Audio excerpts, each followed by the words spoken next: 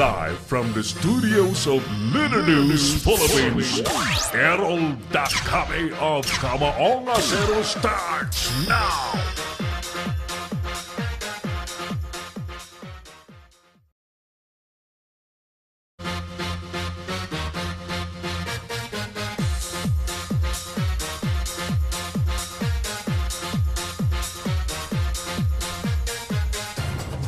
Malacanang susuriin po ang intel capability ng PNP at ng Armed Forces of the Philippines. Terror attack sa Basilan. Ilang katao patay. PNP kakasuhan naman ang 3 pulis na miyembro at natuklasang miyembro po at kasapi ng kidnap for ransom group sa Taguig City. Mga baril at bomba na samsam ng mga militar sa kuta ng New People's Army. Tricycle sa Antipolo City, hinagisa ng pampasabog. 2 katao sugatan. Dahil may pondo namang nakalaan para sa 2019 elections, Noel Scenario chupi na. Records naman ng Commission on Audit hinggil sa DOT or Tourism Department Transactions, kakalkalin bukas sa Senado. Magandang gabi po sa inyong lahat. Ako na po ito si Errol Dakame. Welcome sa palatuntunang Kamaong Acero, ang tigasing programa sa buong Pilipinas. Sumasa inyo po on HD quality. Araw-araw mula Lunes hanggang Biyernes dito po sa Leader News Philippines. At tayo po ay naghahanda na para sa isang malawakang simulcast sa Pinoy Extreme Channel. Ang sikat na cable channel na nasa Signal Cable, nasa Sky Cable, nasa Cable Link at iba't iba pang mga malalaking cable company sa Pilipinas. Alright, sige po, tayo po ay all systems go para sa ating public service sa araw pong ito ng Tuesday, July 31, 2018. Tapos na! Tapos na! Tapos na ang buwan po ng Hulyo. Bukas po ay August 1 na. So ano po ang nangyari sa inyo po mga buhay-buhay? Sa loob po ng isang buwan po ng Hulyo, ano man po ang nangyari, sana po ay ayos po ang lahat sapagkat ang importante po sa atin, tayo pong lahat ngayon ay magkakasama. Patunay na mga buhay pa tayong lahat at kapag buhay pa raw, may pag-asa pa. Ano ho? Kasama po natin ang buong pwersa ng Leader News Philippines, the hottest online platform in the country. Sa operation, si partner Oliver Licop. Sa creative, si Mark Anthony Reynoso. Sa live streaming, Teo Villamil. Kasama po natin sa iba't ibang beats ang ating mga Leader News Patrol na maghahatid sa atin po ng mga breaking at mga preskong balita. Ang ating pakiusap siyempre at lambing sa inyo ay ilike po ninyo ang ating FB page ng Leader News Philippines. Mag-comment kayo at i-share po natin sa ating mga kaibigan para mas marami po ang nakakalam sa mga nangyayari sa ating bansa. Ayos? Ayos! Sige! Sa mga nagpa-reserve na po ng greetings, batiin muna natin ang ating kaibigang si Rodalyn Ginto Hanif. Rodalyn Ginto na lang. Diyan sa SBC, Subic Broadcasting Corporation. Kasama niya ho si Vicky Studio. Vicky Studio. Yan. At nagpapabati din sa ating palatuntunan si kapatid na Ernalyn Kaingles Goles. Ayos? Ayos na. Sino-sino pa? At maagang sumili po sa ating palatuntunan si Litz Clavicillas. Kasama na po din natin si Dabawenyo Macho, si Butch Arcangel, nasabi ay hello, si Sir Rafi Bianzon at si FPJ Fernando. Dire-diretso na po tayo sa ating subject matter or question of the day. Mga kaibigan, dapat bang basahin at makinig maigi ha?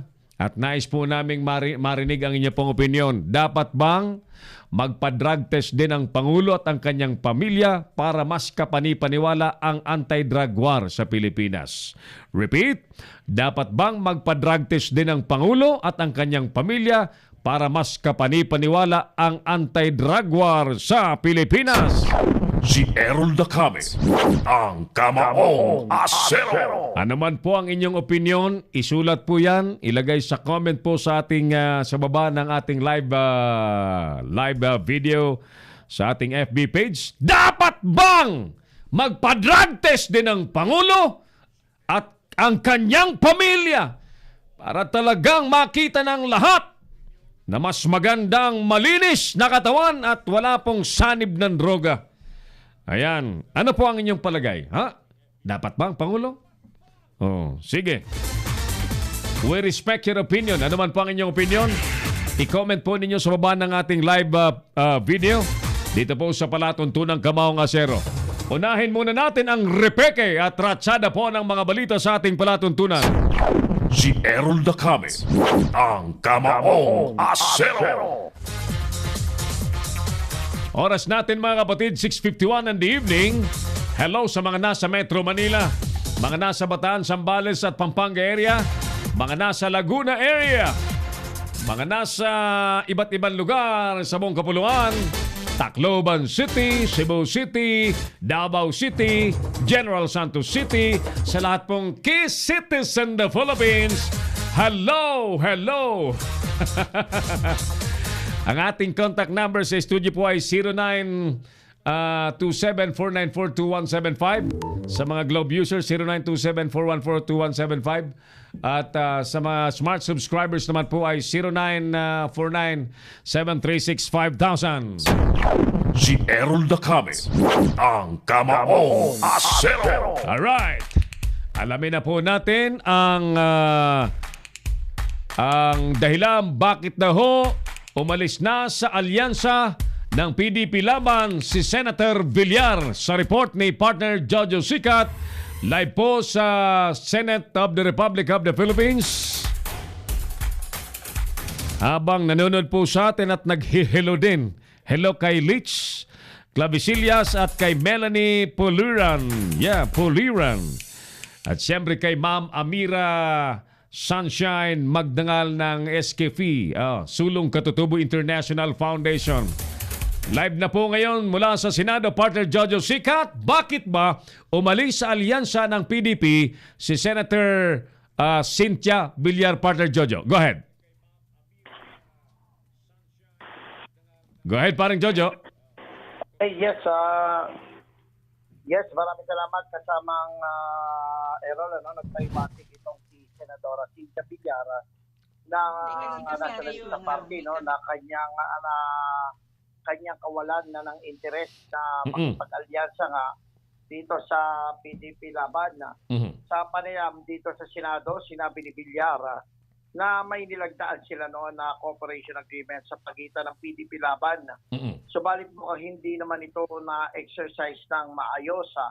Ano yan ni Villar, paano matatawag na alyansa kung ang miyembro ng Nacionalista Party ay kinukuha ng PDP laban? Inamin ni Villar na hindi mayaalis sa kanya yung nararamdaman ng lumipat ka sa PDP laban itong 10 nilang miyembro sa House of Representatives. Iginitang mambabatas na hindi ito nagdesisyon dahil nga dito sa nagaganap na kaguluhan ngayon sa loob ng PDP laban, kundi yung hindi na-exercise ka na maayos itong alyansa ng PDP laban at Nacionalista Party. Kaugnay nito, inamin naman itong si Senadora Villar na nakausap nito si Davao City Mayor Sara Duterte ng hukbong ng pagbabago. Sinabi ni Villar na nagpayag na suporta sa kanya itong si Mayor Duterte at itong hukbong pagbabago na ikinatuwa naman ng Senadora. Ito, si Jojo Sicat para sa Leader News Philippines, nagulat. Si Errol Dacame, ang Kamaong Asero. Thank you so much sa paring Jojo Sicat. Live po mula sa Senado na at naghatid sa atin sa oras na 54 minutes makalipas po ang alas 6 ng gabi. Happy birthday po sa mga may birthday po sa araw na ito, July 31, 2018. At sa mga barangay, mga bayan na may piyesta, yung mga Katoliko, ganyan, di ba? May piyesta. Happy fiesta po sa inyo, sa mga chichibog. By jutay-jutay lang. Jutay-jutay lang para hindi high bloodin. At sa mga tatagay, by hinay-hinay lang para hindi mapasama, no? Anumang bagay na sobra ay hindi maganda. Litz Clavicilias is watching from Lebanon. Magandang gabi po sa mga OFW sa Lebanon. Bakit parang hindi balance itong aking itong aking headphone, parang mahina dito sa kaliwa. Ba't ganon? Saglit ito, ilipat ko nga dito sa kabila. Ayan. Ayan. Lalong walang tunog. Dito. Ayan. Sige. Parang hindi balance itong aking headphone. Tuloy tayo. Isa pang report ang ating pakinggan. Live mula po sa Southern Metro Manila. At alamin natin kung anong mga nangyari dyan sa maghapon sa lugar na yan. Nasa linya na natin si partner Jojo, paring Boyet Guillermo. Paring Boyet, magandang gabi sa iyo. Pasok! Yes, Errol, nagdadalamhati ngayon ang Department of Foreign Affairs sa pagkamatay ng matalino at dating mambabatas na si Ambassador Apolinario Losada Jr. Sa edad na 88 taong gulang, si Ambassador Losada binawian ng buhay kahapon sa ospital dahil sa multiple organ failure. Nagpapaabot naman ng pakikiramay at dasal ngayong nagdadalamhati ang pamilya at kaibigan ni Ambassador Losada, si DFA Secretary Alan Peter Cayetano. Ayon kay Secretary Cayetano, malapit at nabuti niyang kaibigan at seatmate si Ambassador Losada noong 11th Congress noong 1998. Nag-iumani niyang naaalala ang pagiging magaling at makalinga sa ating mga kababayang Pilipino na abroad si Ambassador. Ay umaasa ang kalihim na naiambag ni Ambassador Losada sa bansa para sa mga Pilipino ay huwag makakalimutan. Ambassador Losada bilang Career Foreign Service ay naglingkod bilang ambassador sa Palau noong 1998 at naitalaga sa Holy See, Vienna at Baghdad. At para sa kanyang pagkilala, pinagkalooban siya ng Felipe Agoncillo Service Award noong 2014. 1998 naman, siya noong nahalal bilang representative ng 5th District ng Negros Occidental at naging boses ng mga overseas Filipino noong siya ang chairperson ng Committee on Foreign Affairs. Iba ding posisyon sa pamahalaan ang inupuan ni Ambassador Losada, lalo na sa Malacanang. Si Ambassador Losada ipinanganak noong 17 ng Agosto 1949 sa Quezon. Master degree sa Physics sa Silliman University. Master degree din siya ng Public Administration sa University of the Philippines. At Bachelor of Science degree sa Mathematics sa De La Salle University. 4 na anak naman ang naiwan niya sa kanyang esposa. Isa lang ang... Live mula sa Southern Metro. Boyet, yes. Isang tatak ang nag-iwan sa mga media kay ni Ambassador Apo Losada. Napaka palakaibigan niyan sa mga media practitioners, sa mga reporters, paring Boyet. Oo, pero nakakalungkot din halos kung ako na-assign diyan sa sayang hindi ko to nakilala itong tao na ito. Ako'y hindi naging reporter sa Congress, pero doon sa pinanggalingan kong istasyon, suki yan eh. Pagka tinawagan mo yan, tatakbo yan pare ko eh. Okay, oo. Alam mo naman tayo, kapag gano'n ang public official at talagang makalinga rin sa mga media, abay talaga namang sinusuportahan natin yung yapak niya at yung mga programa niya para sa ating mga kababayan. Maayos na naglingkod dyan sa Kongreso si Congressman Apol Losada. Oo, sayang nga, no? At, sayang. Oo. Ganun siguro ilang talaga, taon? Anong edad ang ni... buhay ng tao, ilang taon kapag si... daw mabait, kinukuha na daw talaga ni Lord para doon daw maglingkod sa kanyang kaharian. Parang ayaw mong maging mabait paring Boyet, ha? Doon daw sa kabilang buhay, ano na daw yun. Wala na daw doon problema. Walang problema sa kabilang buhay. So, sige, tayo po'y nakikidalamhati nakikiramay sa pamilya Losada sa pagpanaw po ni Ambassador Apolinario Losada, paring Boyet. Yes. Mula sa Southern Metro, Boyet Guillermo, Leader News, Philippines. Yan po ang report ni paring Boyet Guillermo. Pakikiramay siyempre sa pagpanaw, pagkamatay ni Ambassador Apol Losada na naging kaibigan din natin nung siya po'y kongresista. And nung panahon na yun, I was a program manager sa isang radio station at yan po'y suki po natin sa mga issue, politika na involved po ang mga kongresista. Alright, sige. Alas 7 na po ng gabi sa buong kapuluan. Kumusta po kayo dyan sa Middle East, mga OFW na siya pong tanging bumubuhay po sa national economy ng Pilipinas? Sana madagdagan ang ating ekonomiya na uminog ho sa binabalak ho na build ng kasalukuyang administrasyon. Pero ang pag-usapan natin today ay ang ating survey question of the day.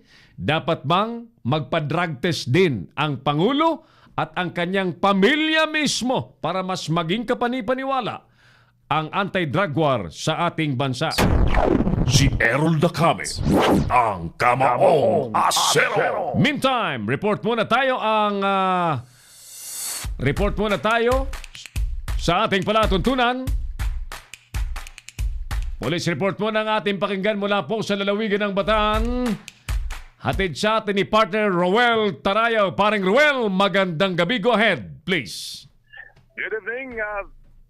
Sa kulungan itong sablat ng construction worker tapos itong gasahin na isang natutulog na minor de edad na babae na isang grade 10 student sa barangay San Pablo, Dinalupihan. Batay sa ulat ni Dinalupihan Municipal Police Station, si Police Superintendent Eduardo Guevara Jr., kay Bataan Police Director Senior Superintendent Marcelo Dayag, nakilala ang na-arrest suspect na si Roldan Manyo Yankee de los Santos, 27 anyos, binata at tubong barangay Pandagag in Mexico, Pampanga. Sa inisyal na investigasyon ng pulisya, dakong alas 3 na madaling araw, nagmaganap ang insidente ng panggagasa kung saan may hindi matutulog ang biktima ng pasukin ng suspect sa kanyang kwarto. Tumaan naman ang suspect sa nakabukas na bintana ng kwarto ng biktima kung saan nagising na lamang daw ito na maramdamang may tao sa kanyang kwarto. Hindi na nagawa magpanlaban pa ng biktima sa takot na patayin ng suspect.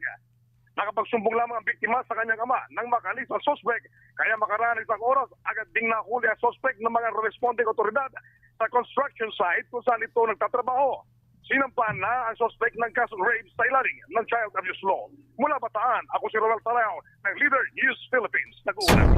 Si Errol Dacame, ang Kamaong Asero. Maraming salamat, partner Roel Tarayaw, live mula po sa lalawigan ng Bataan.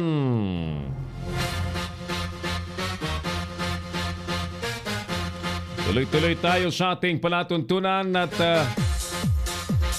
once again, ang ating survey question sa gabi pong ito, sang-ayon ba kayo o dapat bang magpa-drug test din ang Pangulo at ang kanyang pamilya? Mga anak, si Mayor Sara Duterte, si Pulong Duterte, at ang pamilya po ng Pangulo. Ika nga, sapagkat kahapon mga kaibigan, nagkaroon po ng drug test sa Senado. At ang drug test po ay pinangunahan siyempre ni Senate President Tito Soto at lahat ng mga senador ay nagpa-drug test. Well, sinasabi kahapon na meron pong mga empleyado ng Senado na more or less 68 ang hindi po dinaanan ng drug test for various reasons. Yung iba wala doon. Pero nakita niyo naman ang panayam kay Senador Trillanes, di ba? Hinamon po ni Trillanes na dapat nangunguna sa pagtiyak na malinis po ang mga public servants. Malinis sa kwento po ng droga, especially sa pagpapatunay na malinis ang kanyang katawan sa pamamagitan po ng pagpapadrug test. Ayan. Kaya nga't itinatanong natin ngayon, dapat bang magpa-drug test din ng Pangulo at ang kanyang pamilya para mas believable, kapani-paniwala more convincing ang anti-drug war sa ating bansa. Mga kaibigan, sa ating programa ngayong gabi, ipapanood po natin sa inyo, lalabas natin yung ating exclusive interview, yung ating interview. Ang Leader News Philippines pang unang-unang nag-on-cam interview sa bagong halal na Pangulo po ng PDP Laban. Sapagkat nung Friday, as I've told you kahapon sa ating Monday episode, nagkaroon po ng National Convention ang PDP Laban at nagkaroon ng panibagong halalan sa bagong set of officers at doon nga po napalitan sa prosesong ginawa sa convention na hall, doon po sa auditorium po ng Amoranto Sports Complex, ang presidente po ng PDP Laban na si Senator Coco Pimentel at nagkabotohan na ihalal po si Attorney Rogelio Vic Garcia. Ayan. So, heto po mga kaibigan, panoorin po ninyo yung ating eksklusibong interview on cam kay Attorney Vic Garcia. Mga kaibigan, tayo po ay nasa entablado ng 11th National Convention po ng PDP Laban. Nasa katabi ko po ang bagong halal na Pangulo ng partido, Attorney Rogelio Vic Garcia. Attorney Vic, do you have any message para sa mga Pilipino? Ako po'y nananawagan sa lahat ng ating mga kababayan sa buong bansa po na magkaisa po tayo at magsama-sama po tayo tungo sa ating pagsuporta sa Administrasyong Presidente Duterte. At ang ating pong nais sapagkat ang partido po ay nagmumungkahi ng ating tinatawag na federalismo sa buong bansa. Palakasin po natin ang ating pagtulong, iparating po natin sa ating mga lideres sa Kongreso at Senado na kailangan na po itong panahon na ito ngayon magkaroon tayo ng tinatawag na federalismo sa bansang Pilipinas. Any message para po dun sa mga kasamang medyo na ligaw ng landas, sir? Ay sa akin po mga kasamahan sa partido, we are here to unite the party. We are not a faction of any party. We are one and united in our purpose. Kaya nanawagan po ako sa inyo lahat. Sumama po tayo sa ating pong partido at palakasin natin. Kung meron tayong pagkukulang sa isa't isa, magintindihan po tayo at magkausap tayo sapagkat yun po lamang ang paraan na pag tayo lalakas na pagkakulang. Our arms are open for you for any discussion or dialogue. Thank you, sir. Well said, sir. Maraming salamat po. Congratulations once again. Thank you, sir. Si Errol Dacame, ang Kamaong Asero. Alright, so mga kaibigan, yun po yung ating eksklusibong interview kay Attorney Rogelio Vic Garcia, ang nahalal na bagong Pangulo po ng PDP Laban sa ginawang National Convention doon po sa auditorium ng Amoranto Sports Complex noong Friday. Ngayon, natural na kapag nalaman po sapagkat that very day, wala po doon si Senator Coco Pimentel na presidente ng PDP Laban at dahil sa proseso, pinalitan ng Friday. Wala din po sa araw na yon at sa venue yon si Congressman Pantaleon Alvarez na tumatayo din na Secretary General ng PDP Laban. Yung dalawa, napalitan yun nung Friday. So, expected natin na may reaksyon si Senator Coco Pimentel.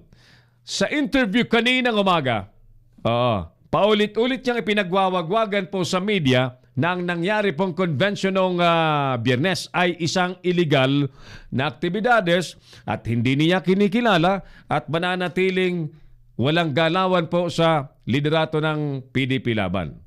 Ayan. And in fact, sinabi niya ho na ang mga naroon ay iilang taong hinakot umano ayon po sa kanyang statement kaninang umaga. At sinabi niyang yung mga tumatayo doon na nagpakilalang leader, kasama po doon si Attorney Rogelio Vic Garcia, ay hindi nga daw magbayad ng membership fee sa PDP Laban. So on and so forth, mga kaibigan. So pinagsusumikapan namin ngayong gabi na makapanayam ulit ng live sa ating palatuntunan si Attorney Vic Garcia. Nang sa ganon, rinig natin ulit ang kanyang reaksyon sa mga tinuran po ni Senator Coco Pimentel na illegal yung kanilang ginawa nung Friday na convention. Sapagkat nung Friday, I was there, I witnessed what happened, at honestly nakita ko ho, puno yung auditorium po ng Amoranto Sports Complex. Dangan nga lamang nung magkakabutuhan na yung mga taga Cavite, yung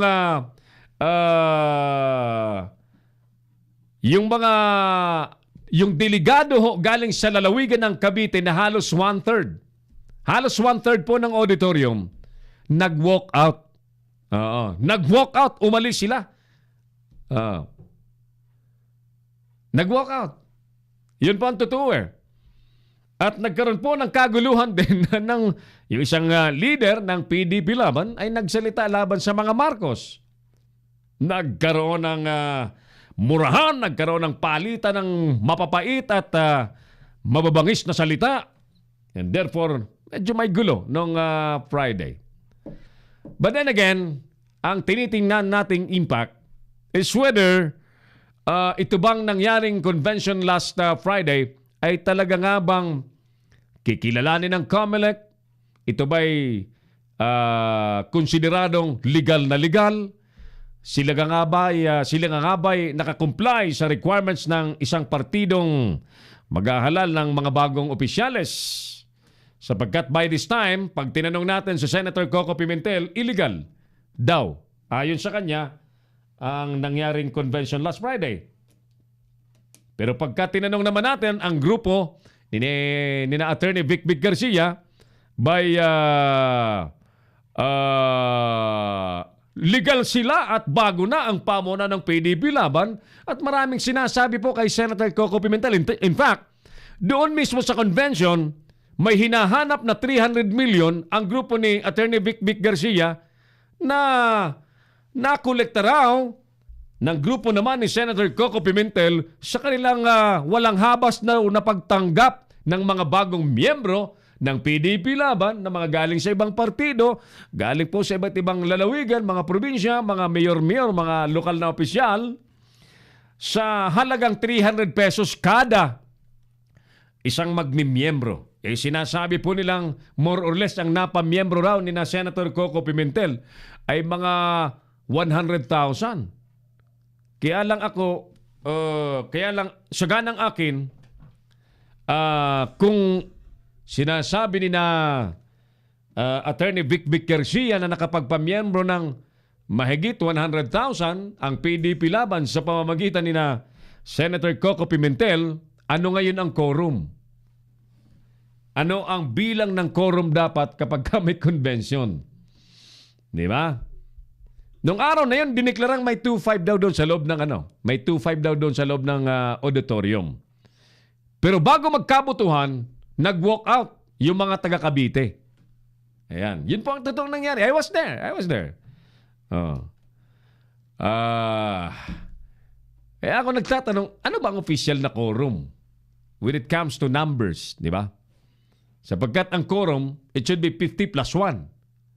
50 plus 1 of the actual numbers of supposed legal voters.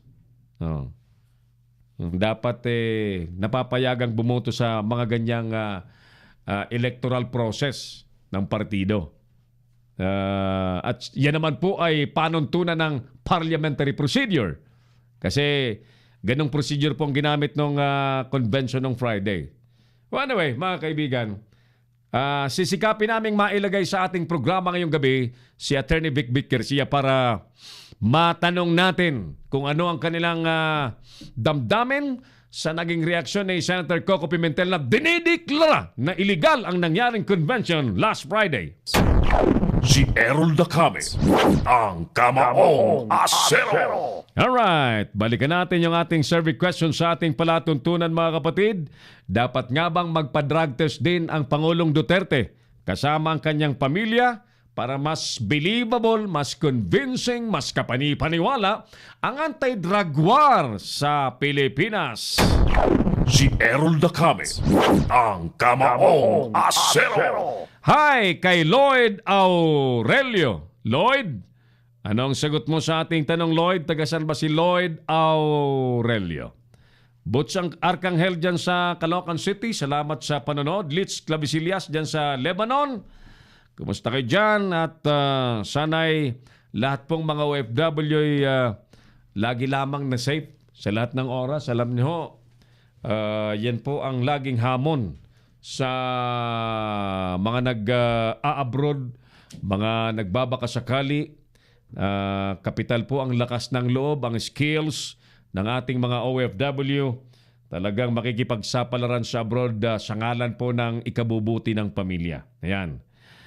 Primong Joel Brocales, the owner of Mix Restaurant dyan sa Guadalupe, Makati City. Oy, kung malapit lamang kayo dyan o di kayo nagagawi po kayo sa Makati City, subukan niyo po, tuklasin niyo ang sarap ng halo-halo at iba pang mga menu. Yan, mga menu na palagay ko si Primo mismo ang nagluluto niyan, Primong Joel Brocales. Kumusta ka, Prima Bilen? Garde Brocales dyan, mga may-ari po ng Mix Restaurant. Ayan, dyan sa Guadalupe, Makati. Malapit lamang po yan doon sa Shell Estrella, Makati. Ayan, subukan niyo po, napakasarap ng halo-halo po dyan. Super, super, super ang halo-halo dyan at iba pang mga pagkaing espesyal na dyan lamang po ninyo matitikman sa The Mix Restaurant. Sir Milan of Choppingburg, Baguio. Kumusta ka, sir? Ayan, no. Parang nagugutom ako bigla, sir. Ang sarap nung espesyal na giant burger sa Choppingburg. Sir Milan, ha? God bless po, Sir Errol, sabi ni Sir Milan. Ayan, ng Choppingburg. Marami na siyang mga branches ng Choppingburg sa Maynila. 2 yata sa Maynila. May isa sa Tuguegarao. At upcoming yata yung sa Cebu. So, good luck, sir. At usap tayo, sir, at matulungan natin sa promotion yung Choppingburg na pagkasarap-sarap because there's a principle of Si Errol Dacame, ang Kamaong Asero. Ayan. May kasabihan, sir, na ano man daw, sarap, ganda, galing ng produkto kapag hindi nalalaman ng tao, baka hindi mapatronize. So, we're gonna help you let the people know and invite them to patronize Choppingburg sapagkat masarap ang iba't ibang pagkain naman dyan sa Choppingburg. Kenshin Himura, ayan, dyan sa Olongapo City. Maring Beng, kumusta ka? Alright, report muna tayo ulit. Si Errol Dacame, ang Kamaong Asero. Gumawi tayo sa may Visayas area. May report si Mike Paul Marquez. Mike, magandang gabi sa iyo. Magandang gabi, Errol. Itinuturing na safe municipality ang bayan ng San Roque sa lalawigan ng North Samar. Ang Babalon, alkalde ng nasabing bayan. Mike? Sorry, Mike, ha? I think we have to reestablish the line. Medyo hindi readable dito. Mike, one more time. Nagpahayag si Attorney Don Abalon, alkalde ng nasabing bayan, na mapayapa ang San Roque at pwedeng makapaglakad kahit anong oras sa lugar. Isa ang bayan ng San Roque sa insurgency-free at tag-cleared municipality sa lalawigan ng Northern Samar. Sa ngayon ay kalsada ang prioridad na proyekto ni Mayor Abalon dahil ayon pa sa kanya ay makakatulong ito sa pag-unlad ng bayan. Nakapanayam din natin ang ilang mga residente sa bayan ng San Roque at sinabi nito na ang kanilang lugar ay mapayapa at sa ngayon ay naunlad na. nagbigay din ng financial assistance local government sa mga estudyanteng hirap makapag-aral.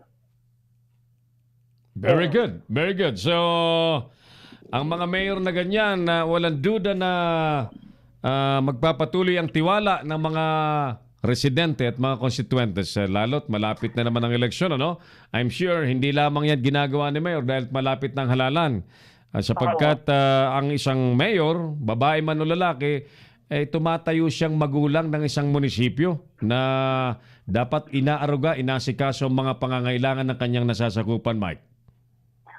Errol, kanina nga nakaprayam natin din si Attorney Dora Calon ng alkalde at sinabi niya na ito pa din niya na maglalagay sila ng free internet tapos free application sa online registration para sa mga magkukuha ng mga lisensya. Maganda yan para wala na masyadong pila at conveniente ang access ng publiko sa mga serbisyo ng gobyerno. Oo, Errol. Alright, sige. Thank you, Mike Paul. At live mula dito sa bayan ng San Roque, Northern Samar, ako po si Mike Paul Macarayo Marquez, reporting live, Leader News, Philippines. Si Errol Dacame, ang Kamaong Asero. Thank you, Mike Paul Marquez. Live po sa Northern Samar. Sipag ito si Mike Paul. Bilib ako rito, no? Alam niyo, mga kasama natin sa news team natin, bilib ako sa tiyaga, no? Tiyaga, persistence, patience. Alam niyo kasi ang news coverage ay pinupuntahan talaga ng reporter kahit malayo, no? I know that. I know the hardship of being a reporter. Isang yung buhay reporter, no? Hindi pwedeng tutulog-tulog ka eh. Yung report ay hindi lalapit sa iyo eh. Ang balita pinupuntahan sa pinangyarihan. Diba? At mas magiging kapani-paniwala ang balita kapag ka may interview. Yung mga involved personalities ay makakausap ng reporter. So, ganyan. Kaya nakikita po ninyo sa ating programa may mga interview yung ating mga tagapagulat sapagkat that is the living proof of the credibility of the news. Ayan. So, ganun eh. Mahirap ang buhay ng reporter. But, if that is your passion, ay hindi po nararamdaman ng hirap. Uhaw, pagod, gutom, dinadaanan po yan ng isang reporter. Kahit wala ka ng pamasahe, kapag ka may balita, tatakbo ka sa news scene, sa pinangyarihan. At magiging way of life mo na ang laging nangangamoy ng balita. Naging reporter ako, kaya alam ko yan eh. Kaya nga, sa media operations, si Errol Dacame po hindi makikwentuhan, hindi mapapalusutan. Kapag ka ang reporter nagpapalusot, para lamang magpalusot ng report, hindi uubra po sa akin yan. Alam ko ang totoong naroon sa area na may nangyayari at alam ko po ang nangungopya lang. Sapagkat pag yan ay tinanong ko ng isang importanteng tanong at hindi makasagot, alam na natin. Si Errol Dacame, ang Kamaong Asero. Di ba? Sir Milan? Ayan. Ang reporter dapat naroon mismo sa mga pinangyayarihan. Ganun ang media, no? Walang mahirap, walang mainit. The more na may mga nangyayari, kalamidad, bagyo, lindol, at kung ano-ano pang insidente, lalo pong may trabaho ang mga reporter. Ganyan po ang buhay reporter. Very, very exciting. I love being a reporter. Nung bata-bata pa tayo, talagang feel natin ang pagiging radio, TV reporter. Dinaanan natin yan, no? Maraming radio stations na naging reporter tayo. Naging senior TV reporter po ang inyong lingkod sa IBC Channel 13 hanggang sa naging anchor. At eto na tayo. Yan. So, we now have our own online broadcast platform ang Leader News Philippines. Si Errol Dacame, ang Kamaong Asero. Amigong Cho Arteta. Amigo, kumusta ka na, Cho? Paring Cho, amigong Cho, barkadang Cho, kabarangay, kumusta ka na? Sana'y ayos lamang ang araw-araw na pagsisikhay, pakikibaka, ganyan lang ang buhay, amigo. At ang importante, buhay pa tayo. Sapagkat may kasabihan na tulad ng sinabi ko kanina, kapag buhay pa, habang buhay pa, may pag-asa pa, di ba? Alright, baka gusto mong sumagot sa ating survey question of the day. Tanong sa araw pong ito, dapat bang magpa-drug test din ang Pangulo ng Bansa, Pangulong Duterte, kasama din po ang kanyang mga pamilya para mas believable, kapani-paniwala, o di kay mas convincing at masuportahan po ng todo ng taong bayan, bagkus sa kabila ng marami pong nangyayaring issue dyan, so yan sa anti-drug war, no? Ano ba sa palagay po ninyo? Dapat bang magpa-drug test ang Pangulo? O hindi na? What do you think?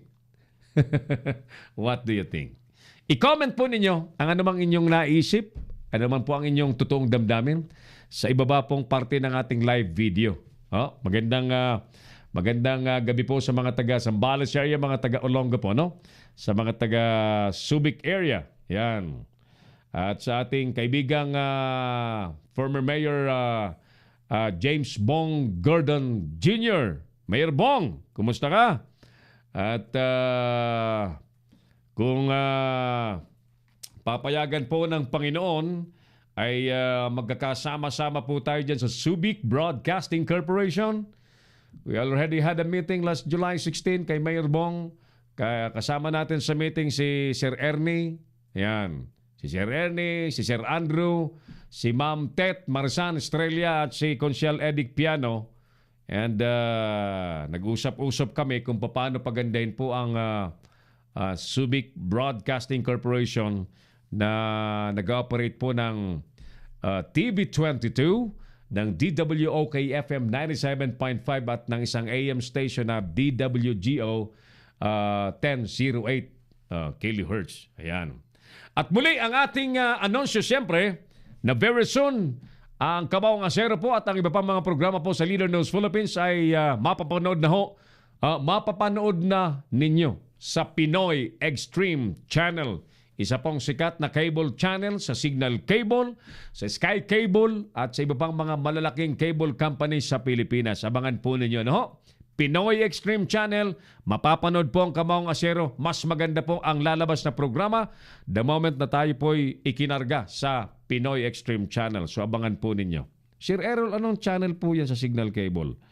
I-anunsyo ko po yung exact designated channel sa Sky Cable at sa Signal Cable kasi magkakaiba yung lokasyon ng channel.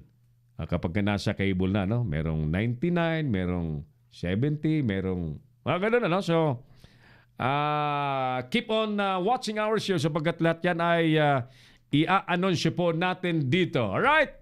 Dapat bang magpa-drug test ang Pangulong Duterte at ang kanyang family, first family? Para mas convincing daw po ang anti-drug war sa Pilipinas. What do you think? Right? So, sige. Mga kaibigan, may mga natutuwa na si Sapbong Go, Special Assistant to the President, Secretary Bongo, ay nagpaparamdam na siya po ay tatakbo sa pagka-senador by next year, no? In fact, nagkalat po ang mga billboards ng pagkakalalaking mga mukha ni Secretary Bongo sa iba't ibang lugar sa Pilipinas. At tuloy-tuloy ang trabaho ng kanyang mga kasamang naniniwala na siya dapat maging senador, no? Tuloy-tuloy sa mga lugar. Nangungumbinse, magkaroon ng aktibidades, imbitahin si Secretary Bongo at tutulong si Secretary Bongo. Mga ganun eh. Ayan. Asa na yung bowler Nabigyan ako ng isang bowler eh. Alam nyo ba yung bowler? Yung rubber na parang porcelas bowler. Ayun eh. May pangalang Bongo. Ayan. Ayan. So, ang pinag-uusapan sa barbershop, bakit daw napakaaga ni Secretary Bongo na mangampanya? Yung sagot ko naman sa kanila, actually, wala nang tinatawag na premature campaigning sa Pilipinas. Kaya sino man sa inyo, kako, na gumugustong mag-senador din, mag-governor, mag-mayor, pwede rin yung kakong gawin ang ginagawa ni Secretary Bongo kung mapera kayo. Sabi ni Pangulong Duterte, si Sap Bongo ay bilyonaryo. So kaya siguro nagagawa yung mga billboards na pagkalalaki, kung ano-ano aktibidades sa iba't ibang probinsya, is able to fund it at nagkakaroon ng iba't ibang aktibidades, di ba? Ayan. Now, ang aking basa lamang po rito, alam niyo, ang kandidato ng administrasyon by 2019, 12 senador po yan, 12 kandidato po yan ng administration ang isasabak sa politika sa eleksyon sa 2019 ay makikinabang ng todo sa impluensya po ng kasalukuyang administrasyon kung maganda ang performance po ng Duterte administration. Lamang na lamang. Lamang na lamang nasa kanilang lahat. Lalo't kapag maganda ang tanggap ng publiko sa nangyayari sa ating bansa. Maganda bang nangyayari? O pangit bang nangyayari? Yan po'y magre-reflect sa kandidatura at kahihinatnan ng mga isasabak sa eleksyon ng administrasyong ito. Ngayon, may nagsabi tuloy, bakit anya napakaaga si Sap Bongo? Siya ba ay duda sa performance ng Duterte administration kaya't naniniguro siya at maaga siyang nangangampanya? Sabi ko, well, iba na ang sigurista kako. Diba? Ako man kako may pera at kung ako'y kakandidato kako, gagawin ko ang lahat. Diba? Sapagkat that's the rule of the game. Kung gusto mong manalo, gawin mo ang lahat. Huwag ka lang mandaya. Huwag ka lang manloko. Diba? Sapagkat, again, yung premature campaigning sa Pilipinas, wala na po yun eh. Diba? Yung electioneering, premature campaign, wala na. Wala nang ganun. Kaya't malaya ang sino man na gustong kumandidato, mapalokal man or national position, na mas kung kaya niyong magang mangampanya, walang problema yun eh. Okay, at ulitin ko ang opinion ko, ako man si Bongo, gagawin ko yun eh. Sapagkat ramdam ko na gustong manalo ni Sap Bongo. Di ba? Ramdam ko na gustong manalo niya. Walang masama kung manalo siya, di ba? Wala namang masamang record si Sap Bongo eh. Subukan natin, di ba?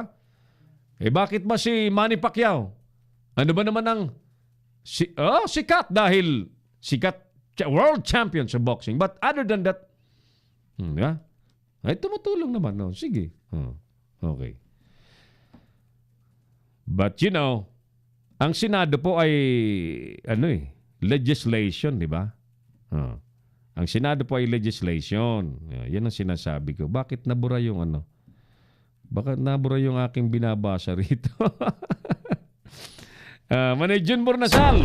Si Errol Dacame, ang Kamaong Asero. Good evening, Kamaong Asero. Sabi ni Kenshin Himura dyan sa Olongapo City. Butch Arcangel sabi naman, kung ako kay Duterte, magpapadrug test ako, pati pamilya ko para alam ng Pilipinas na pati ako kasama ng lahat ng tao sa buong Pilipinas. Ayan. Lior Ruel alam niyo sa Facebook, usong-uso yung nirarambol. Binabaliktad yung pangalan. Ruel Mansiple. Hindi ko tuloy mabasa. Ipekman. Sige. Dabawenyo Macho, sabi niya, thumbs up. Nakakaway. Di lang Pangulo and family, kundi lahat ng government officials, sabi ni Lior Ipekman. Oo nga. Why not, di ba? Kung wala naman tinatago. Di ba, Sir Milan, ng Chopping Bird? Pagkasarap-sarap ng giant burger dyan. Pag naisip ko yan, naalala ko, bigla akong humihilab ang tiyan namin ni Teo.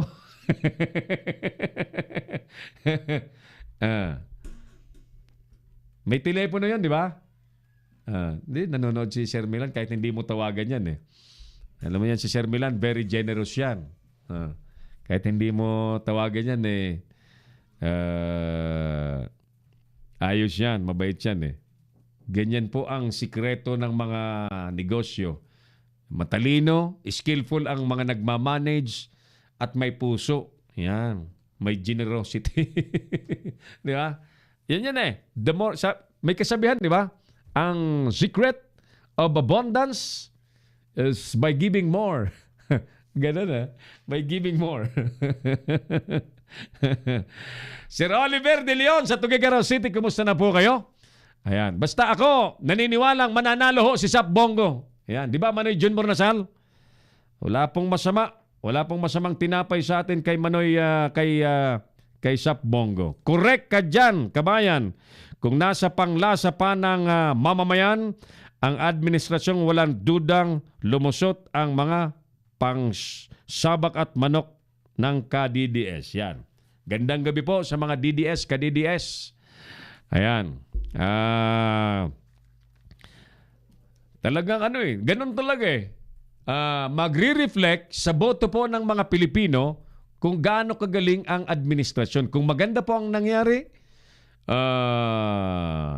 talagang palakpakan ng mga Pilipino sa positibong impact ng governance ng kasalukuyang administrasyon. Yan may magbubumirang yan positively sa mga kandidato. Malamang lahat ng dosing kandidato ng administrasyon mananalo. Mananalo kung maganda po ang nangyayari. Kayo po makapagsasabi, kayong mga mamamayan, mga Pilipinong nanonood po sa atin. But on the other hand, kung pangit po ang pakiramdam po ninyo, kung iba ang nakikita po ninyo, ayan nga po eh, magre-reflect yan sa kandidatura ng mga isasabak ng PDP laban. Yan. Kaya lang, ito nga, di ba, pinag-uusapan natin ang kaguluhan po sa PDP laban. Ang alam ko, magpapatawag po ng caucus ang Pangulo para ayusin ang problema internally. Diyos ko po. Ako nakikita ko talaga magkakagulo sapagkat lahat gustong mamantikaan.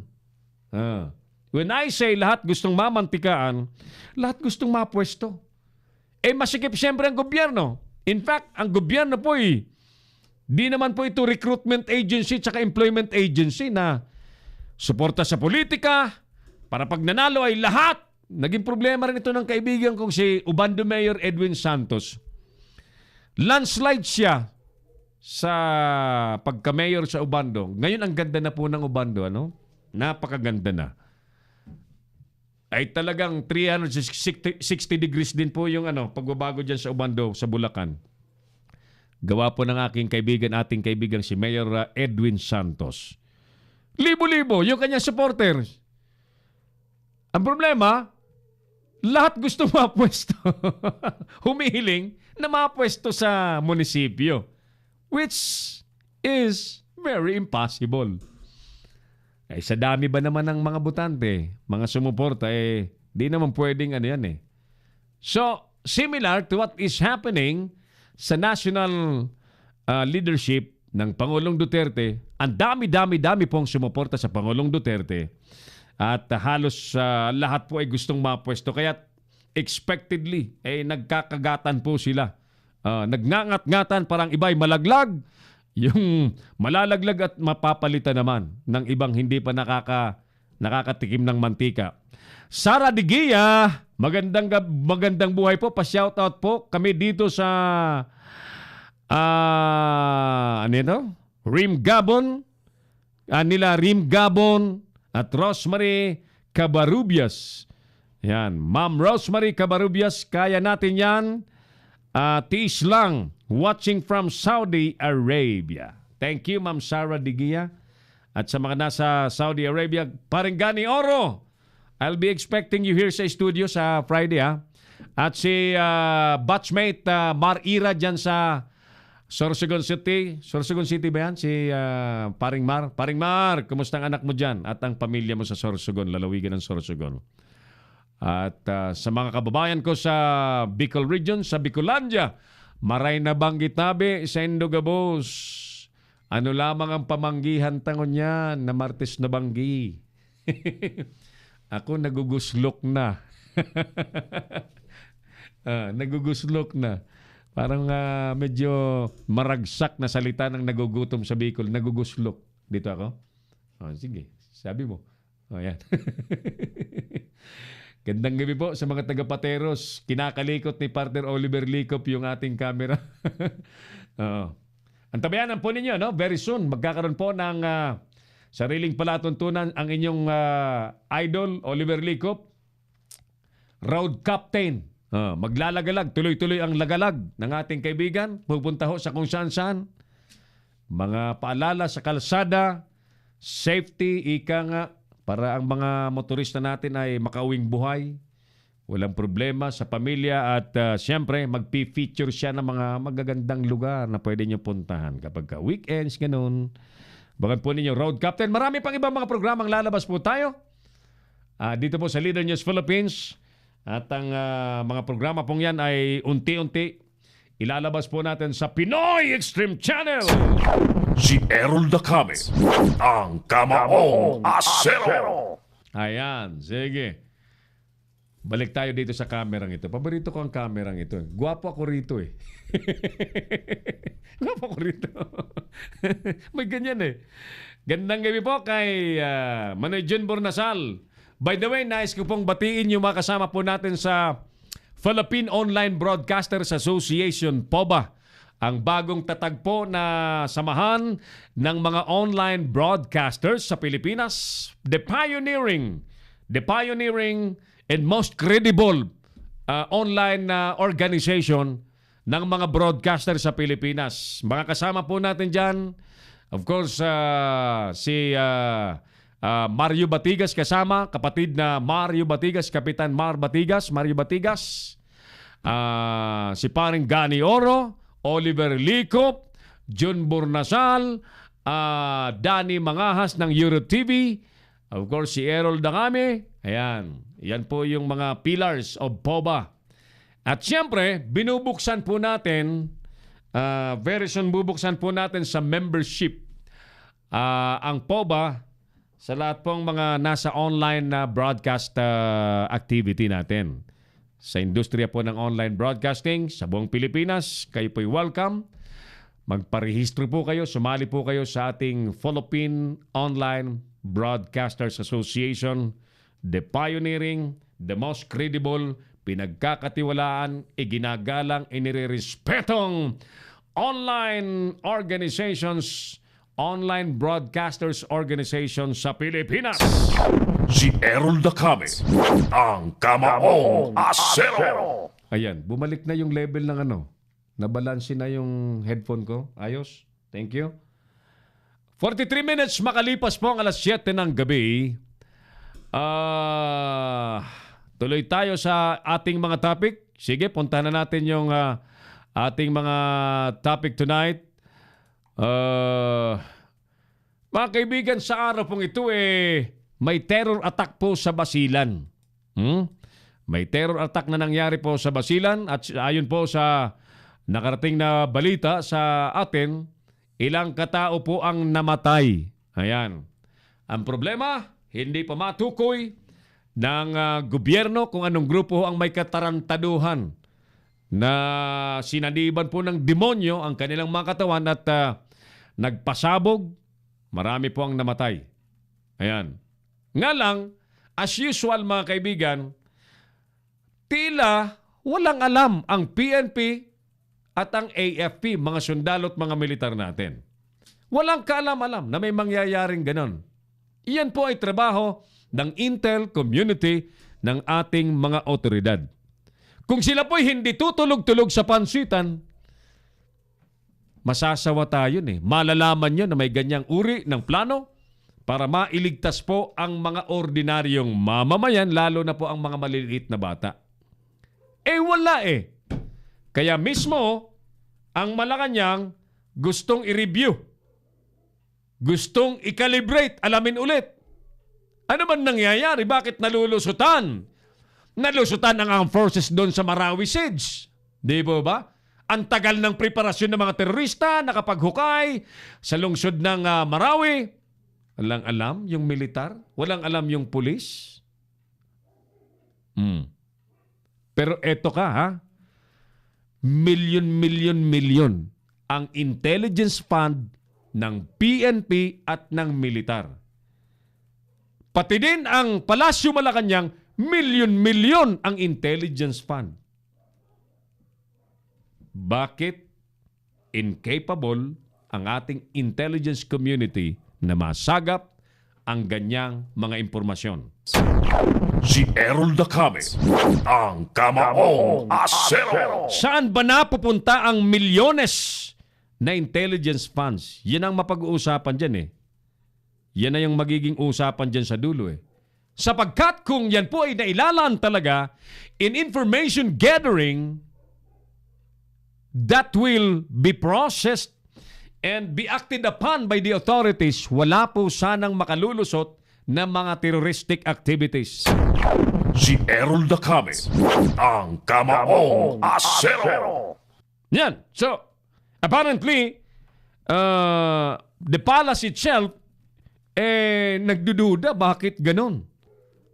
Despite the huge fund poured to the military, to the PNP, sa kabila po ng limpak-limpak na pondo para sa intelligence gathering, bakit nalulusutan sila? Mas matindi ba ang sarap ng pansit at natutulog sila sa pansitan? Diba? Sapagkat kung sila po ay talagang ginagawa nila ang kanilang mga tungkulin at yung pondo ay talagang nagagamit sa pinaglaan ng information gathering, intelligence gathering, dapat walang ganitong mga insidente, mga kaibigan. So tingnan natin, anong magiging aksyon ng Malacanang? Baka naman, sa kabila ng limpak-limpak ng intelligence fund ay hihingi pa. Ang problema ngayon ay masasagot ba? Saan ba napupunta? Saan ba napupunta ang intelligence fund na limpak-limpak? Ang taong bayan po ay mahirap lamang mag-accounting kasi una sa lahat, ang intelligence fund ay hindi subject sa COA. Di ba? In fact, ito po ang isang institutionalized corruption sa Pilipinas. Yang intelligence fund na yan.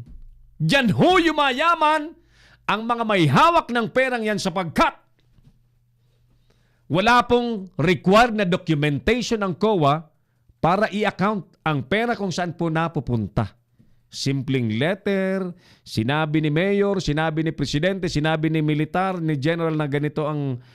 Wala nang resibo ho. Wala na. So therefore, marami po buwan-buwan, taon-taon ang nagiging parang tumatama sa loto because of intelligence funds.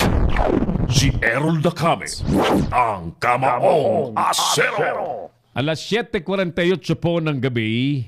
Balikan natin yung ating survey question, Balikan natin yung ating survey question saglit. I-share ko lang itong ating broadcast dito sa... Ayan. Yung ating survey question, sang-ayon ba kayo? O dapat bang magpa-drug test din si Pangulong Duterte at ang kanyang pamilya para mas convincing ang anti-drug war sa Pilipinas? Si Errol Dacame, ang Kamaong Asero. Na naman po ang inyong damdamin, i-comment niyo po sa ating live FB page. Paring Gani Oro, antayin kita rito sa Friday. Manay Jun Burnasal, baka gusto mo rin gumawi dito sa studio natin. At makapagplano rin tayo para po sa mas matinding serbisyo natin sa ating mga kababayan gamit po natin ang ating online broadcast platform. Kami po ay naghahanda. Nais ko pong i-announce po sa ating mga viewers na magkakaroon po ng maraming makabuluhang programa po ang Leader News Philippines. Marami. In fact, very soon may 6 po kaming program na ilo-launch. But yung official launch po natin ay gagawin po natin this coming September, no? So, ngayon po, itong buwan ng August, sisikapin po namin na mapulido lahat ang ating pagnanais na mapaglingkuran ng ating mga online viewers sa Pilipinas at sa buong mundo, mga OFW especially. Papaspasan po natin yan. Hindi po kami nakatingin po sa income kagad, ano? Wala po eh. Tiis po kami rito. Sa totoo lamang. Tiis po kami rito. Talagang nagtsatsaga po kami. Tinatsyani po namin ng maigi ang kakarampot na mga pera namin sa bulsa. Abono po lahat ito eh. Makapaglingkod po lamang sa inyo, no? Hindi po kami kasi tulad ng iba na talagang ginagamit po ang online platform para magkamal ng salapi. Makikipagchika-chika sa drug lord, makikipagchika-chika sa gambling lord. May kilala akong ganyan eh. Super yaman na po ngayon. Pero hindi po kami naiinggit, ano? Because we are professional broadcasters that knows the accountability and the real responsibility of being a professional media man. Kami po ang aming advocacy. Number 1, ay maging source po kami ng tunay na balita. Nang man-neutralize po natin ang nagkalat na fake news, hate post sa Facebook, paninira. Mas mabuti pa hong damihan po natin ang mga totoong balita at mga pakinabang na impormasyon. Kaya po kami, alam niyo ho, kami ho ay tuloy-tuloy ang mga workshop po namin ginagawa sa mga mamamayan. Ang tawag po namin sa workshop ay Mobile Journalism Workshop. Tinuturuan po namin ang mga sumasali na gamitin kung paano po gamitin ang mga cellphones on storytelling, on news coverage. Ayan. Sapagkat practically lahat po ng tao sa Pilipinas ay may cellphone. Kinder may cellphone na, elementary may cellphone na, di ba? O nga lang, because of the technology, kapag ka walang alam kung ano-ano na lang pinopost. So kami po, isa po sa advocacy po namin, turuan ang mga mamamayan na gamitin po ang power of cellphone, the mobile phones in creating positive news. Yan, mga balitang totoo, balitang pakikinabangan, informasyon na mas makapaghuhubog po sa atin na mas maging matitinong mamamayan po tayo. Ayan, di ba? Kahit gutom. Kahit gutom kami ni Mark, ganyan kami ngayon. Sir Milan, curious si Sir Mark dyan sa Giant Burger mo. Chopping Burg. Curious daw siya. Para daw siyang natatakam. Ayan, sige. Ganyan kami. Sige, so kaya po kami nagsusumikap kahit talagang tinitiis po namin. Napupuyat kami, nalilipasan po kami ng gutom, but naniniwala po kami na as we go on along the way, marami po ang mga mabubuting puso makakakita po sa ginagawa po namin kabutihan po sa aming kapwa. In fact, pinasasalamatan po namin ang Asia Pacific Awards of Excellence na nagkaloob po sa atin ng parangal 3 weeks ago, ano? At ayaw ko mang ma-preempt. May 2 pang awards na nakatakdang ipagkaloob po sa atin. Siguro ito yung mga mga katapat ng gutom namin, yung puyat namin.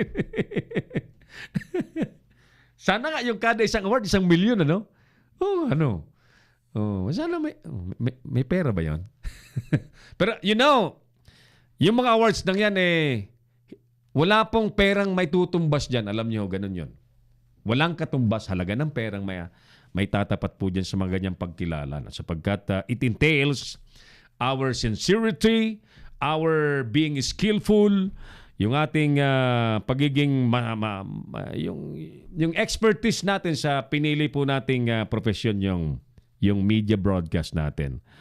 Paano kung ang mga opisyal at member ng gobyerno, kabayan, Errol, ang sangkot sa terorista? Hindi malayong di makapasok para manabutahe ang ilang tiwaling pinapasahod ng taong bayan. Totoo ka dyan, Manoy Jun Bornasal. Naniniwala ako.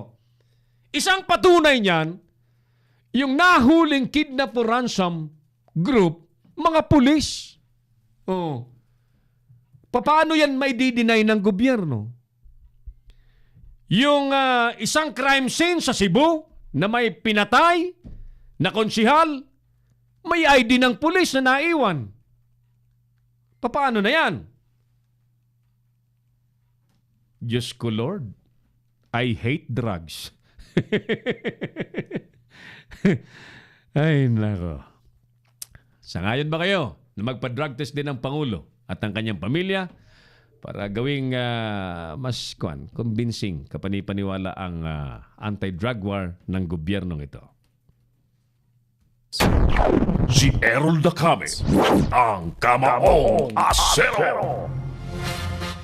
5:05 po, makalipas na ang alas 7 po ng gabi, meaning 5 minuto po ang nalalabi bago lumagabag po ang alas 8 po ng gabi. Good evening po sa mga nasa bahay na, mga nainis dahil sa sobrang traffic. Ganyan na po talagang buhay sa Metro Manila. Ay nako, naranasan ko na pauwi pa lang ako sa bahay ay inabot ako ng alas 2 ng madaling araw. Alas 12 ng hating gabi, traffic na traffic sa Metro Manila, Diyos ko po. Until now, hindi naman nagbabago, Diyos ko po. Kala ko ba naman, Secretary Tugadi, nang kayo ay umupo, ay kaya niyong ayusin yung natin? Problema sa trapiko sa Metro Manila. Yan po'y tulong sanang malaki sa Pangulong Duterte, pero apparently, 2 years mahigit na, walang solusyon na naibigay ang Secretary Tugadi po ng DOTR. Sila po kasi ang may prime responsibility in solving traffic issues, in solving transportation issues. DOTR. Kaya nga ulitin ko, marami na pang humihingi sa ulo. Pagulungin na raw ang ulo ni Secretary Tugadi. Wala eh. May nagbago ba? May nagbago ba sa trapiko sa Metro? Alam niyo ho, baka akala ng iba simpleng traffic problem. Hindi ho ganun kasimple ang sitwasyon ng trapiko sa Metro Manila. It's a very, very, very frustrating situation that even depends yung pagbagsak, yung losses natin sa ekonomiya. Sinasabi po, according to the data, official data, 4 billion pesos daily ang nasasayang na opportunities, petroleum products, mga business transactions na hindi matuloy-tuloy, nalilate, etc. because of traffic mess. Yan. So akala ko masusolve yan ni Tugade. Bakit hindi? Watching from King Khalid International Airport again sa Riyadh. Naipanawagan ko na yan sa maraming group rito sa FB na nang pansinin ang mga post ng Dilawan, bypass na nila ang pagtuunan ng pansin ay ang positibong nagawa at nagagawa ng Duterte government. Ikalat natin ang mga positibong kinalalabasan ng Duterte government. Alam nyo, tulad po ng sinasabi ko, ang himpilang ito ng Leader ng Philippines, lahat ng magandang ginagawa ng administrasyon, suportado po natin yan. But equally, we feel we have the freedom of expression in telling this government what we can suggest to better o mas pagandahin pa. Sapagkat yan po ang may kukontribute po natin, mag-suggest, mag-suggestion. Say, for example, may problema, solusyon. Anong solusyon? Halimbawa, sa trapiko, kung ako ang kung ako lang ang secretary ng DOTR, face out, siyempre, ng mga bulok ng sasakyan. Pero unahin ko po ang mga kolorom na baklasin sa mga kalsada lahat ng uri ng kolorum. Kolorum na bus, kolorum na taxi, kolorum na mga pribado sasakyan. Yung pribado sasakyan, yung kolorum ba yung hindi rehistrado? Kolorum yan. Secondly, yung mga hindi na roadworthy na mga sasakyan, may mga diferensya sa sasakyan, tanggalin lahat yan sa kalsada. Mga 20 years old na sasakyan, sa probinsya na lang. Oh, di ba? Pwede? Pwede. Political will. Di ba? Huwag niyong isipin yung mga botante, baka hindi kayo boto. Huwag yun. Isipin natin ang pagresolba po sa problema sa trapiko. Ano ba? Mas importante ba, kaibigan? Eto, solusyon po. Ang isip po dyan ay kabuhayan kasi. Bakit? Bakit nagsisiksikan ang mga Pilipino sa Metro Manila? Sapagkat ang iniisip po nila, nasa Metro Manila po ang napakaraming oportunidad. Karir, kabuhayan, etc., edukasyon, at kung ano-ano pa. Ang isang strategy pa ho dyan, dispersal of opportunities of industries so that ang mga trabaho na nagsisiksikan sa Metro Manila sa probinsya na. Yung mga taga-probinsya naman, hindi na kailangang makipagsiksikan, magpakagutom, magpaka-squatter para lamang makahanap ng trabaho na mataas ang sweldo. And lastly, mga kaibigan, ang uniformity ng minimum wage. Yan po ang magiging isa sa magandang magiging daan para ang trapiko sa Metro Manila ay mabawasan at masolve. Bakit pa pupunta sa Metro Manila ang mga taga-probinsya kung ang 500, magkano ba? 525 minimum wage sa Metro Manila ay ganun din sa probinsya. Di ba? Wala nang rason para makipagsiksikan pa sa Metro Manila, di ba? Komplikado? Yes. It's a little bit complicated. But who runs the government? O, di ba? Sila. O, di mag-usap-usap sila. Di ba? Yan. Again, kapag ka gusto, may paraan. Kapag ka ayaw, maraming dahilan. Si Errol Dacame, ang Kamaong Asero. Gandang hapon po kay Sir Samuel Boyet Anticamara dyan sa Nagoya, Japan. Sir Samuel, kumusta ka dyan?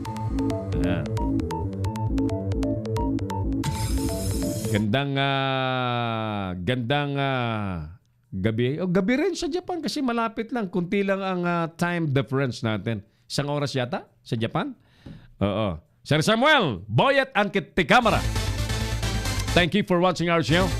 Si Sir Samuel po ay nagla-live FB din madalas at marami rin siyang tagapanood. Ano kaya, Sir Samuel, magprograma ka rito sa Leader News Philippines? Welcome ka rito. Sa ngalan ng serbisyo publiko at katotohanan, welcome ka rito sa atin. Manoy Jun Bornasal, welcome din yan dito, pero may istasyon din na malapit nang buksan si Manoy Jun Bornasal dyan sa Las Piñas City. Maray na banggi po sa mga Bicolano dyan sa Las Piñas City. Ann Malo, gandang gabi, Sir Errol. Yes, Ann Malo. Parang marshmallow. Ay, naka-Diyos ka po, mga kaibigan. So, mga kaibigan, going back to the intel capacity, capability ng PNP at AFP, nangihinayang po ako sa limpak-limpak na salapi na binubuhos po ng gobyerno dyan. Nasaan? Saan napupunta po yan? Sagutin po yan dapat ng AFP at ng PNP. Sapagkat dapat ang resulta niyan, ng napakaraming perang yan ay dapat walang insidente ng terrorism. Diba? Tulad po ng sa Marawi City, ulitin ko naman. Ha? Ang tagal naghukay ng mga maute. Nakagawa ng bunker sa ilalim po ng lupa sa Marawi City. Walang kaalam-alam ang PNP at militar.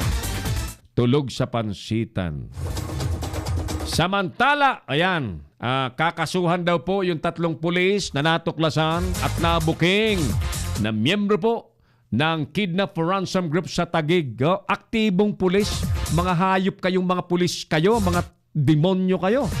Pinasisweldo kayo ng taong bayan, mga Diyos ko po, kung narito lamang kayo sa harapan ko at magmano-mano lamang kayo magmano-mano tayo, talagang makikipagbangasan ako sa mukha ninyo Mga gago kayo, pulis, aktibong pulis. Sinisweldohan ng napakataas. Magkano bang minimum sweldo ng pulis ngayon? 50,000. Mga hayop kayo. Nakakagigil May uniforme, makintab na sapatos, pinag-aaral pa yan ng gobyerno. Demonyo kayo. Tapos tatraido rin nyo mga Pilipino, magmimiyembro kayo sa sindikato. Kidnap o ransom, mga gago kayo. Hinahamon ko si General Albayalde. General Albayalde. Ulitin ko, nung mga unang buwan ng Pangulong Duterte, pinagwagwagan po ng Pangulo 6,000 police, active police officers, policemen involved sa drugs. Nasaan na po yun, mga yon? General Albayalde, sir. Naniniwala po kayo sa sinasabi po ninyong internal cleansing. Naniniwala po ako doon. Patunayan po ninyo na talagang malilinis po ninyo. At yung paglilinis niyan, wag naman na yung galing sa Metro Manilang bulok, itatapon nyo sa Mindanao. Wag ganon. Wag ganon. Di ba? Kung mga kriminal yan na pinapatay, hindi. Equal dapat ang disposisyon ng paghatol. Yung mga drug pusher na malilit, namamatay. Yung mga kidnap o ransom, ganyan. Di ba? Yan ba ipipitikin lamang sa ilong, sa tenga? Diba? Dapat patas ang dosage ng batas. Naalala ko tuloy yung yung sinasabi ni Mayor Lim lagi. The law applies to all. Otherwise, none at all.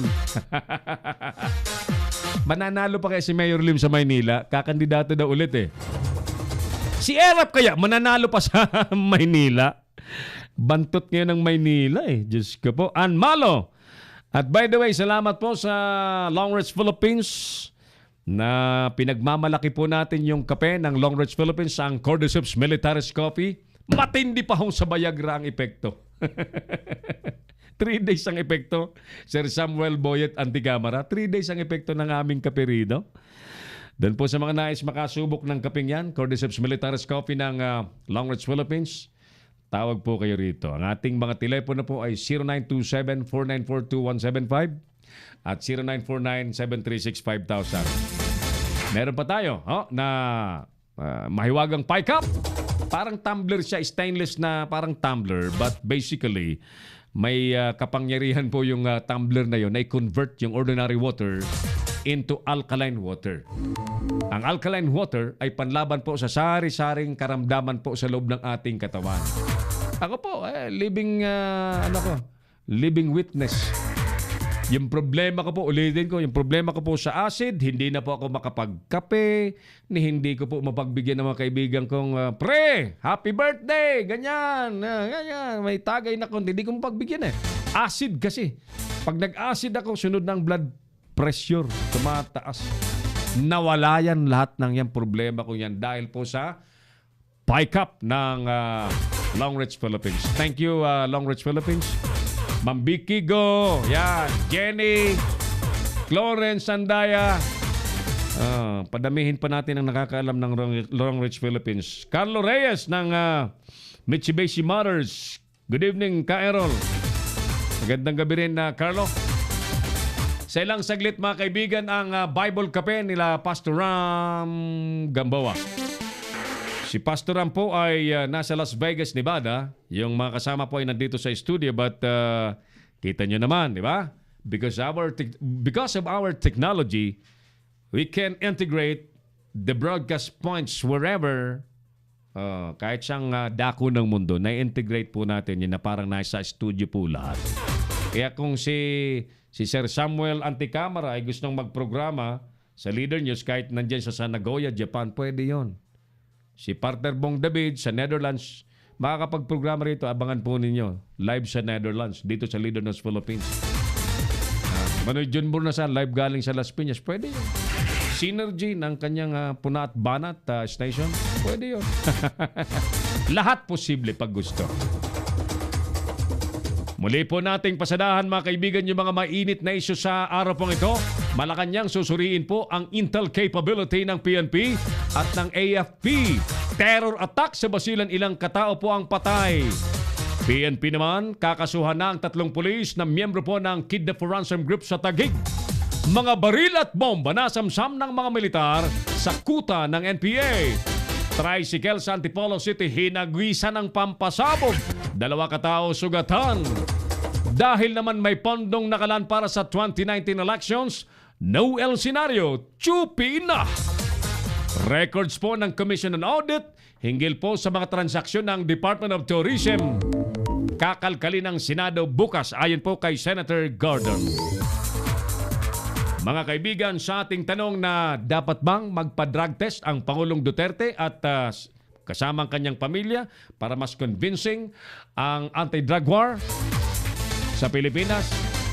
Kung kami po ang tatanong, kung ako po ang tatanungin personally, well, maganda nga na pangunahan mismo ng Pangulong Duterte na siya po'y magpakita sa bayan na pag sa kampanya sa drugs, pantay lahat. May pakita mismo ng presidente na siya po'y tulad ng isang ordinaryong mamamayan, sumusunod sa batas. Malinis ang katawan, walang drugs. Sapagkat may kasabihan, mga kaibigan, a good leader is a good follower. Ginawa po ng Senado, mga senador nagpa-drug test. May viewer tayo, ang sabi niya, lahat ng mga nanunungkulan sa gobyerno, i-drug test. When we say lahat, kasamang Malacanang dyan. At wala pong masama. Di ba? It would even give a new breath of trust sa publiko kapag ginawa po yun ng Pangulong Duterte. Di ba? Wala naman sigurong masama. I believe wala pong masama. And we agree. Why not? Why not? Why not? Salamat po sa inyong lahat, mga dear viewers natin sa buong kapuluan at sa buong mundo. Sa ating mga kasama, mga katoto sa Leader News Philippines, buong pwersa po ng ating himpilan. Sa Operations, Partner Oliver Licop, Creative Mark Anthony Reynoso, Streaming Teo Villamil, ang mga reporter natin, marami po yan. Jojo Sikat, Felix Tambongo, Boyet Guillermo, Nolan Ariola, Bernard Menyosa, Brian Zamora, Dick Garay, Anthony Arsenal, Ruel Tanayaw, Phil Tamayo, Mike Paul Marquez, at marami pang gustong sumali sa ating News and Current Affairs Department. Maraming salamat po sa mga nagtitiwala at sumusuporta sa ating himpilan, Leader News Philippines, ang pinakarespetadong online broadcast platform sa Pilipinas, na nangangako at nagkukumit na mananatili po kaming isang independent media platform na magsusulong po ng mga lehitimo, tunay at makabuluhang impormasyon sa taong bayan. Ako pa rin po ang inyong kamaong asero, si Errol Dacame. Mabuhay ang Pilipinas and God bless the Philippines. Inyong napanood ang mga batas na banat ni Errol Dacame sa Kamaong Asero. Abangang muli dito sa Leader News Philippines.